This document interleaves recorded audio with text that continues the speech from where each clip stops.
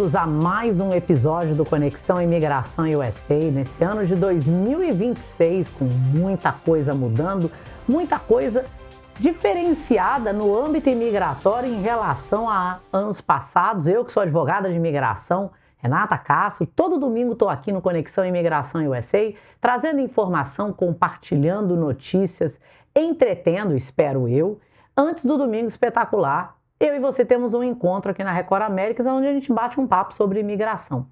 Confesso que nesses anos de trabalho imigratório nunca houve um ano com tantas mudanças e olha que o ano mal começou.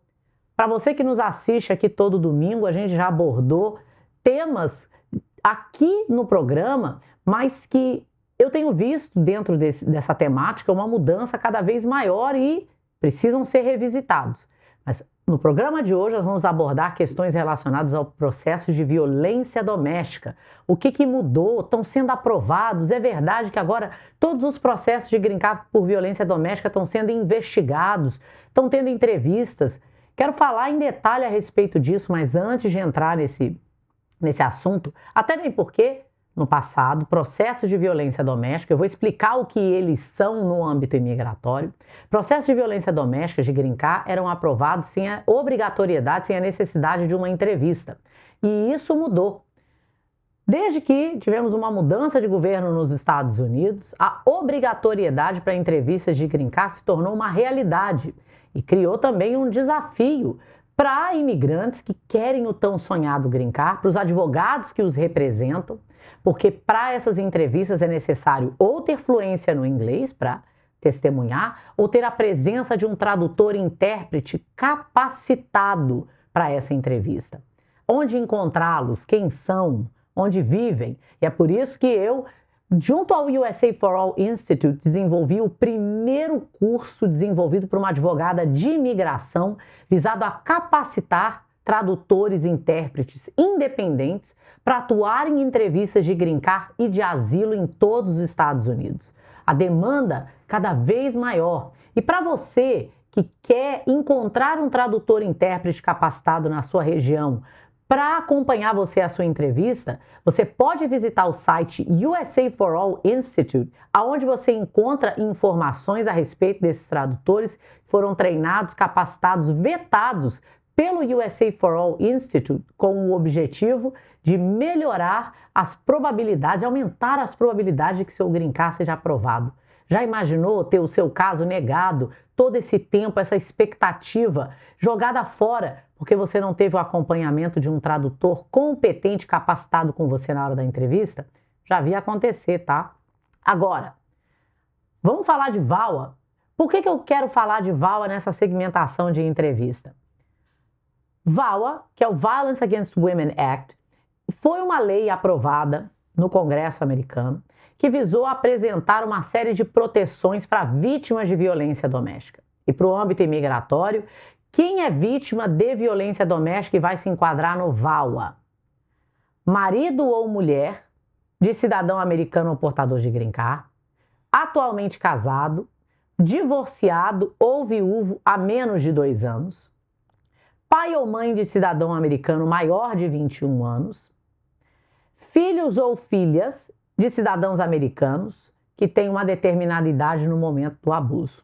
A gente fala filho ou filha, também estamos falando de enteados. É importante enfatizar essa mudança.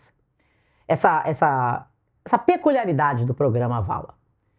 Muitas pessoas desconheciam o VAWA. Eu confesso que eu desconhecia a respeito do programa VAWA antes de me tornar advogada e conheço várias pessoas que poderiam ter se beneficiado de um green card por meio desse processo, que não requer uma investigação policial, corre em segredo de justiça, não é um processo contra o abusador. Inclusive, se você quiser continuar casada ou casado com um abusador, você pode, é uma escolha sua. Às vezes, a obtenção do green card muda a dinâmica tão caótica desse casal. Porque dentro do VAWA, abuso é muito mais do que só violência física.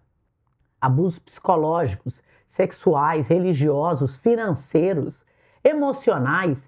Eu vejo com muita frequência no meu escritório, já ganhei vários casos de homens que são vítimas de violência doméstica, pessoas em relacionamentos homoafetivos, as situações são realmente precárias, tristes e que a parte mais importante é desmistificar quem tem acesso à violência doméstica e fazer essas informações disponíveis para um número cada vez maior de pessoas. Mas com a democratização dos processos de violência doméstica, vieram também os casos fraudulentos e os abusos do sistema. Um grande número de pessoas em casamentos falsos, tentando se utilizar da violência doméstica como um mecanismo para obter o tão sonhado green card de forma desesperada. Em outras situações, indivíduos que nem casados eram, um grande esquema de fraudes foi exposto em Nova York por um indivíduo que se passava por advogado e apresentava pedidos de vala fraudulentos para o governo. E cada vez mais o cerco se fechando, não só no ponto de vista geral, mas porque o governo se viu obrigado a criar critérios mais limitantes a quem tem acesso a um processo de violência doméstica. Por quê? Nos últimos anos, o governo americano viu um aumento de 267% no número de casos de violência doméstica apresentados. Então, é claro que a gente vai ver um escrutínio muito maior, mas a gente vai ver um número de casos aprovados e um aumento no número de casos negados, em virtude desse escrutínio, em virtude do aumento no número de fraudes. Mudou muita coisa no violência doméstica? Sem sombra de dúvidas. Ainda é possível ganhar um green card por violência doméstica? Inquestionavelmente. Vou dizer que a primeira mudança e a mais impactante agora é a obrigatoriedade da entrevista para o green card, aonde o agente imigratório que antes não podia abordar a questão do abuso, agora tem a possibilidade de abordar a questão do abuso durante a entrevista. Na minha experiência, eu viajo os Estados Unidos acompanhando meus clientes nessas entrevistas de green card. Eu posso dizer que a tendência tem sido muito mais em fazer uma análise do casamento do que do abuso em si. Porque, primeiro, o agente não quer falar do abuso porque é desconfortável. E segundo, porque se você teve um processo imigratório de vala bem feito por uma advogada, licenciada, competente, você vai ter o respaldo de uma análise, de um laudo psicológico, um laudo forense psicológico a ser apresentado para a imigração, um testemunho bem redigido e direcionado a apresentar as informações necessárias, mas na maioria das vezes um casamento abusivo significa que esse abusador ou abusadora limitou o seu acesso às evidências. Você não tinha conta bancária junto, ele não deixava você entrar no contrato de aluguel, ele ou ela, tá? Porque as mulheres são equal opportunity offenders. O número de casos de violência doméstica onde homens são vítimas é cada vez maior. Não haviam fotos, ou as fotos foram deletadas, foram apagadas. E o mais preocupante, que é uma tendência que eu tenho visto cada vez mais, quando o abusador, tendo conhecimento do processo de violência doméstica num geral, porque volto a lembrar, ele ou ela não são notificados da existência de um processo imigratório. Porque o processo de VAL, ele não é um processo contra o abusador, ele é um processo em defesa da vítima. E não é preciso que haja uma acusação criminal contra o abusador para que você, como vítima de violência doméstica, dentro do âmbito do VAWA, possa receber uma proteção. Mas, ultimamente, a gente tem visto um aumento no número de pessoas escrevendo o que a gente chama de poison pen letters, as cartas escritas com a caneta de veneno, né, com a tinta de veneno. Por quê? Tanto abusadores cancelando processos de green card por casamento, fazendo alegações falsas de que o casamento era falso quando de fato era verdadeiro, pessoas que têm inveja ou têm conhecimento da dinâmica daquele casal e fazem acusações falsas. Os cenários são vários, mas o mais importante é, quando alguém levanta uma acusação contra você junto à imigração, você não fica sabendo, você não é notificado. A imigração começa um processo investigativo e a partir daí você está se defendendo de uma acusação que você nem sabe que existe. E qual é a melhor defesa? As evidências. Ter evidências de que o seu casamento era ou é de fato um casamento verdadeiro continua sendo mais importante nos processos imigratórios atrelados a um casamento. No processo de violência doméstica não é diferente. Se você deu entrada num processo de green card por casamento e você não compareceu à sua entrevista, que é um cenário muito comum, tá? Ter o respaldo de contar por que o seu cônjuge não compareceu a essa entrevista, estava te extorquindo, estava te ameaçando, mas se ele vai à entrevista e lá a entrevista tudo dá errado, ele diz que o casamento é falso, por retaliação já vi acontecer várias vezes, tá? E do nada você faz um processo de violência doméstica, a imigração tem apresentado um escrutínio muito maior nesse tipo de caso. E o mais importante, em época de rede social, as pessoas têm superexposto a vida delas num desejo de criar conexões, mas num desejo também de viralizar.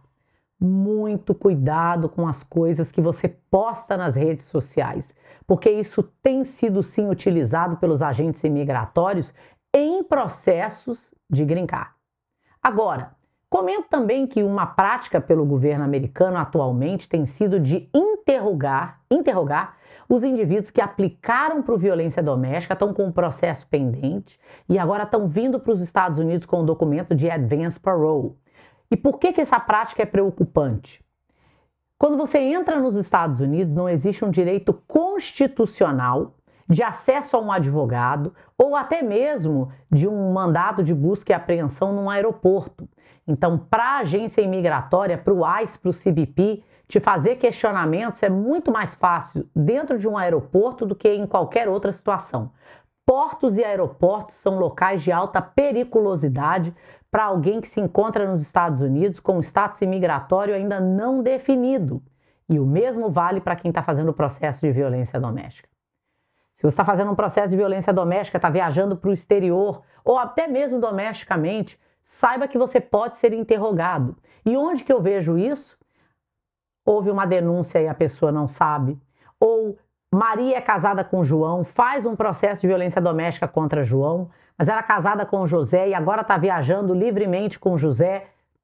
Por que está viajando com o ex-marido? Será que o casamento com João era de fato verdadeiro? Esses pequenos detalhes que podem colocar tanta coisa em risco no seu processo de green card e principalmente no seu processo de violência doméstica. Ter um relacionamento depois do processo de violência doméstica não é proibido, mas namoro não é estado civil. Agora, casar enquanto o seu processo do I-360 se encontra pendente, isso é fatal para o seu caso imigratório. Então, você que está com o seu processo do I-360 pendente, se você casar, abandonou esse caso. E muitas vezes a pessoa fala, eu vou abandonar o meu processo de violência doméstica e vou casar com um cidadão americano que eu estou namorando ele. Eu aconselho contra. Por quê? Se você ganha o processo de violência doméstica, você pode se casar livremente depois. Agora, se você abandona o processo de violência doméstica, se casa com um outro americano e esse casamento não dá certo, para a imigração, essa segunda argumentação de violência doméstica tem sido e é cada vez mais avaliada com outros olhos. Por quê? Para a imigração, você já está utilizando o seu conhecimento dos processos de violência doméstica como um subterfúgio para evitar as consequências das leis imigratórias. Ter o respaldo de uma advogada no seu processo hoje é mais importante do que nunca, principalmente em um momento onde o governo americano tem sim avaliado evidências em casos de green card por casamento e por violência doméstica de uma maneira muito mais restritiva.